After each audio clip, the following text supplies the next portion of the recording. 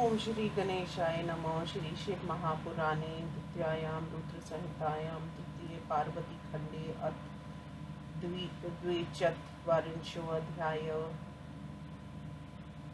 हिंदी अनुवाद। ब्रह्मा जी ने कहा, गिरिराज हिमालय को जब यह समाचार मिला कि शिवजी उसकी नगरी के समीप आ गए तो वह प्रसन्न हुआ।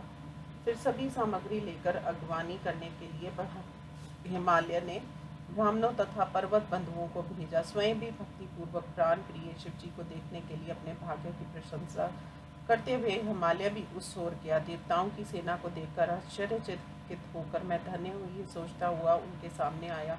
देवता भी हिमालय के समाज को देखकर अत्यंत आश्चर्यचकित हुए। देवता तथा पर्वत समाज दोनों ही आनंदित हुए। हे मुनि, पार्वती तथा देवताओं की सेना मिलकर पूर्व समुद्र तथा पश्चिम समुद्र जैसे शोभित हुई। देवता और पर्वत परस्पर मिलकर प्रसन्नता के कारण सफल मनोरथ हो गए।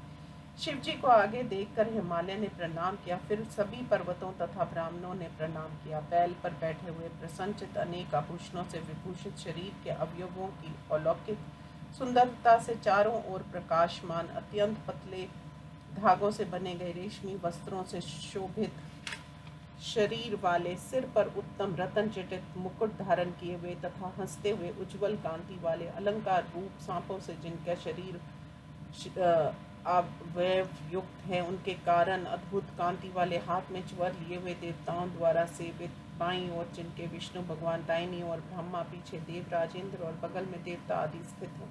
अनेक ब्रह्मा तथा देवता आदि द्वारा स्तुति किए गए, संसार का कल्याण करने वाले जिस ब्रह्मा ने अपने कारण शरीर धारण किया है, जो सबके स्वामी तथा वर देने वाले हैं, जो निर्गुण होते हुए भी सगुण है, भक्तों के वशीभूत कृपा करने वाले, प्रकृति एवं पुरुष से भरे भी परे रहने वाले और जो सूचित आनंद स्वरूप हैं, ऐसे प्रभु के दाहिनी भाग में गुरूर पर सवार अच्युत हरि को देखा, जो अनेक आभूषणों को धारण किए हुए थे।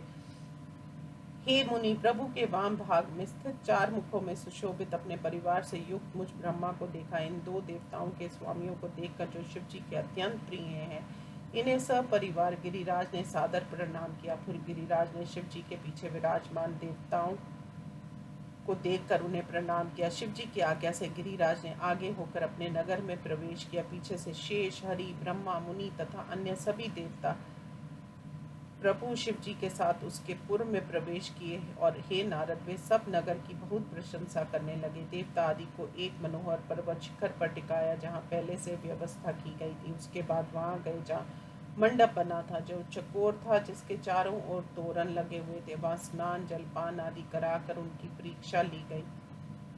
गिरिराज हिमालय ने विष्णु आदि से युक्त शिव जी के पास अपने पुत्रों को भेजा। वे गिरिराज हिमालय अपने बंधु बांधवों के साथ अत्यंत प्रसन्न होकर बड़े उत्साह के साथ द्वारचार करना चाहते थे। हिमालय के पुत्रों ने वहां जाकर अपने समूह के सहित उन्हें प्रणाम कर अपने पिताजी की प्रार्थना को सुनाया। उनकी स्वीकृति पाकर वे सभी पुत्र अपने घर आ गए और प्रसन्न होकर उन्होंने कहा, वे लोग आ रहे हैं।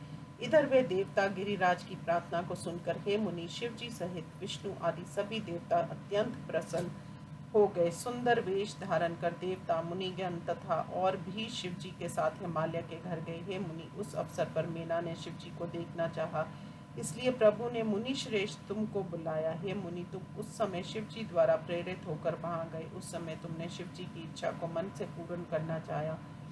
हे मुनि, चकित चित्त वाली मेना घमंड का नाश करने वाले शिव जी के रूप को देखने की इच्छा से तुमसे कहने लगी। इस प्रकार श्री शिव महापुराण में देव गिरि मिलन वर्णन नामक 42वां अध्याय समाप्त। ओम नमः शिवाय।